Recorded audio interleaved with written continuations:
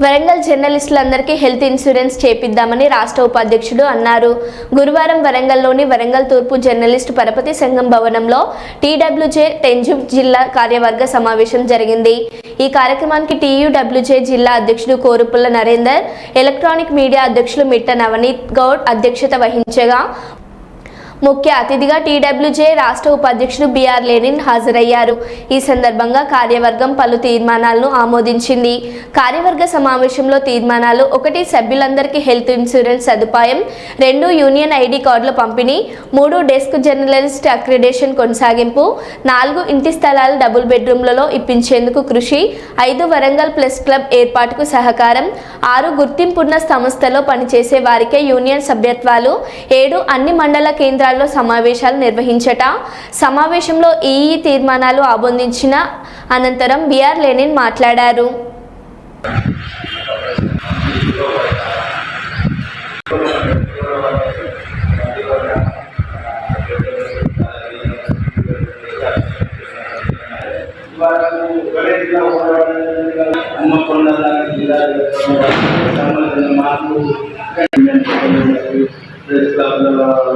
అది కూడా మనం ఏదున్నా కూడా ఈరోజు మనం చాలని జీతాలే లేకుండా కూడా మనం పనిచేస్తున్నటువంటి పరిస్థితిలో ఉన్నాం. ఇంతసేపు ఈరోజు మనము ఇప్పుడున్న పరిస్థితి గురించి ఆలోచిస్తున్నాం. రేపటి గురించి కూడా నేను మీ అందరికీ తెలియజేస్తే ఒకటి ఏంటంటే, ముఖ్యంగా ఇప్పుడు ప్రధాన సమస్యలు విద్య, వైద్యం, మనకి ఆర్థిక పరిస్థితి చాలా ఘోరమైన పరిస్థితులు మనము ప్రస్తుత పరిస్థితులు ఎదుర్కొంటున్నాం.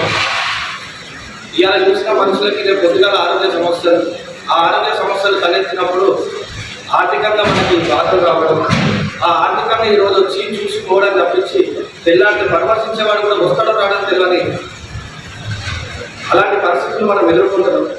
దయచేసి నేను మీ అందరికీ కోరేది ఒకటే, విద్యాపరంగా ఈరోజు మన పిల్లలు స్కూళ్ళల్లో ఉన్న స్కూళ్ళు, కాలేజీలలో ఉన్న కాలేజీ, తెలుగు అనే కాదు, కన్ఫోర్ట్ని ప్రతి ఒక్క సైన్స్కి ఏ ఒక్కరికి ఏ సమస్య వచ్చినా దయచేసి నా వాళ్ళకి తెలియజేస్తే నేను దాన్ని మన పెద్దలు లెజిస్లేటివ్ దృష్టికి తీసుకెళ్ళి ఖచ్చితంగా ఆ సమస్య కోసం విద్యార్థి, వైద్యం, అది ఏ రాత్రి అయినా సరే మీ అందరికీ విద్యార్థి ఎంత 24 hours రాత్రి 2 గంటలకు పడుకుంటా మీకు విడిపడే చెప్తున్నా.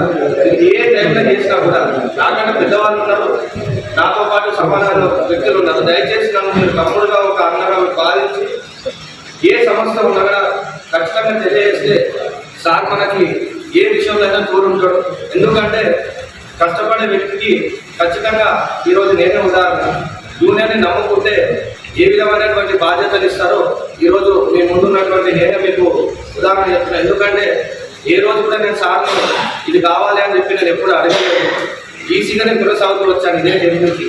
ఈ రోజు కూడా పదవి గురించి కాదు, కానీ ఈసారి ఖచ్చితంగా మీ నర్సంపేటలో అందరూ చెప్పినట్టు వర్ధనపేటలో ఇప్పుడు మనకు ఉన్నటువంటి ఆ సమస్యలు ఉన్న నా దృష్టికి తీసుకురాగానే వెంటనే ఒక 1 వీక్ నుంచి ఆ స్థాపన దృష్టికి తీసుకెళ్ళి ఆ స్థాపనలతో మాట్లాడి ఆ ఒక స్టిక్కర్లు ఎందుకు ఎట్లా రాదు మనము యూనియన్ ఇప్పటి వరకు వాడుతున్న ప్రతి ఒక్క వర్ధనపేట నుంచి వచ్చిన సమస్య తీసుకుంటే ప్రెస్ క్లబ్, ప్రెస్ క్లబ్, ఇట్లా డిజిటల్ మీడియా వాళ్ళు మానపడి దీనివల్ల ఏమవుతుందంటే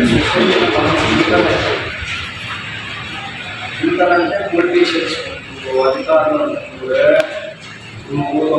సరే యూనియన్ బట్టి చాలా మానే కదా మారే అరే చిన్న చేయాలి. అయినా మనం ఎన్నడన్నా అజయమని ఇదని ఫెడరేషన్ అని డిఫరెన్సెస్ చూపినామా, డిస్క్రిమినేషన్ చూపినామా? కరోనా వచ్చింది, అదే ఐజేఎన్ కరోనా వచ్చిందని చెప్పి ఆపినామా? ఐజేఎన్ అని చెప్పి అక్రిడేషన్ ఆపినామా? ఫెడరేషన్ అని చెప్పి ఇంకేదన్నా ఆపినామా? హెల్త్ కార్డు అది ఆపినామా? ఏది ఆపలేదు. ఒక నిబంధనగా ఒక యూనియనిస్ట్గా మనం పనిచేస్తాం. అప్పుడు చేసుకోవడం అప్పుడు